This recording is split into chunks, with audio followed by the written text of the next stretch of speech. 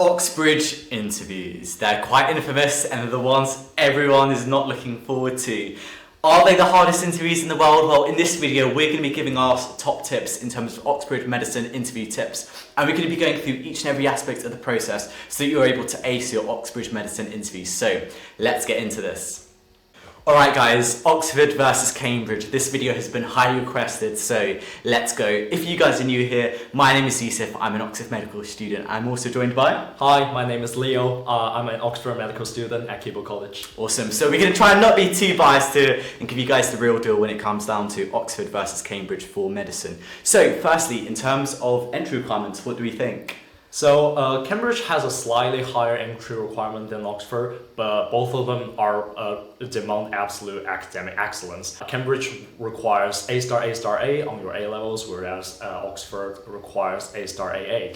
And just on that, for me, when I just saw that, that was an easy decision. I was like, right, you know what, I want to apply for Oxford. It's worth noting, though, that also when it comes down to other entry requirements, Cambridge Medical School are more likely to interview you, but the chance of getting an offer still remains the same. So Cambridge just interview a lot of people, but the interviews themselves are a lot more competitive. Whereas, for example, for Oxford, their shortlisting process is actually a lot more competitive, whereas their interview process is less competitive compared to Cambridge. So, what do we think about as a location, Oxford versus Cambridge? Yeah, so Oxford is a slightly bigger city than Cambridge, and it has a lot more linkage to other cities like London as well. So, in terms of convenience, it might be a slightly better choice, but really, it's neither of them is not too far from the capital. So, if you want a day out in London, either university is a good choice. Yeah, absolutely. And I think it's just about personal choice of which one would you prefer to be. Is one particularly closer to home, for example? Another thing to also think about as well is actually about the size of them. Oxford is larger and it's more of a city and it's also quite green, whereas I found Cambridge to be a lot smaller. It was more of a town, and also the roads themselves were quite narrower as well. So that's a personal choice, really. What's important is that both of them are very similar in traditional cities. There's not a lot of fundamental differences between these two cities, but make sure you do go to them to foster your decision. Absolutely. All right, so let's talk about the culture and societies at both. How do you think they compare? There's a lot of similarities in terms of the university cultures we have. We're quite closely related historically, so that means we have a lot of similar activities, and we're both collegiated, and the student life really focuses on college life, which means you have a lot of formal dinners in both universities, and also a lot of college traditions like matriculation, etc.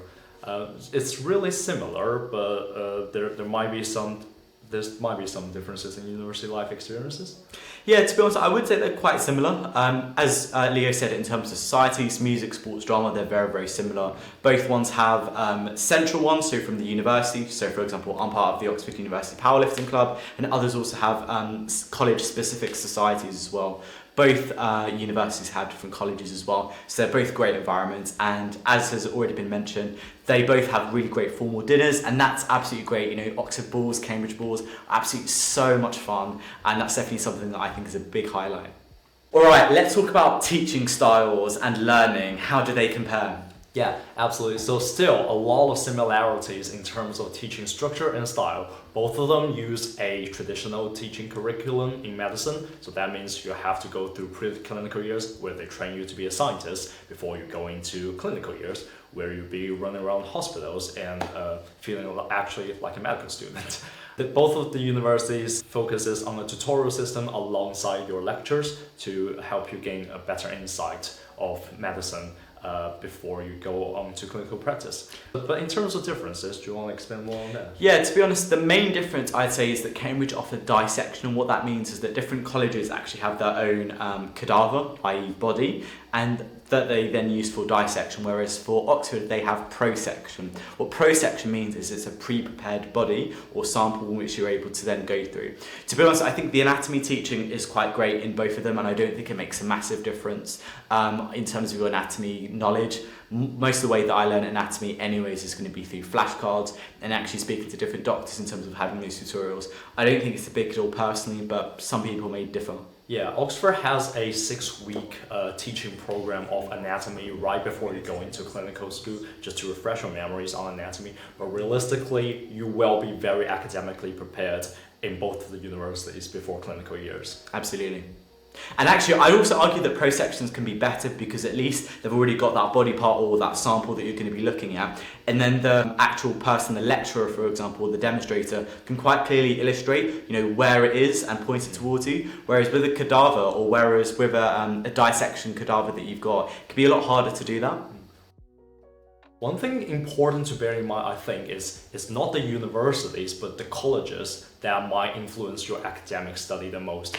Usually, tutorial system is so important that what you get taught on the most depends on your tutor specialty. If your anatomy tutor is a radiologist, you'll get a lot more imaging studies compared to if your tutor is a surgeon, and they'll bring a lot more demonstration and anatomical studies in your tutorial teaching.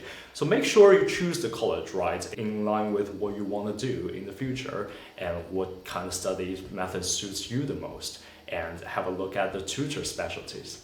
Yeah, I would definitely say that there can be that natural variation that can exist, but I would say also that different colleges are going to vary quite a lot anyways in different aspects, and also there's a high likelihood that even if you apply to a college, you might not actually get an offer from that college if you are successful. So definitely it's something to bear in mind, but it can also change if you don't get an offer from that college. Okay, so I think that's pretty good overview of Oxford versus Cambridge.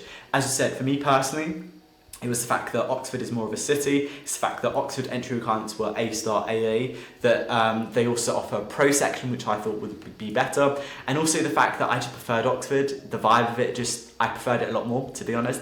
And I think the ultimate decision is to actually go there, look at the open day, and then be able to make a decision from there.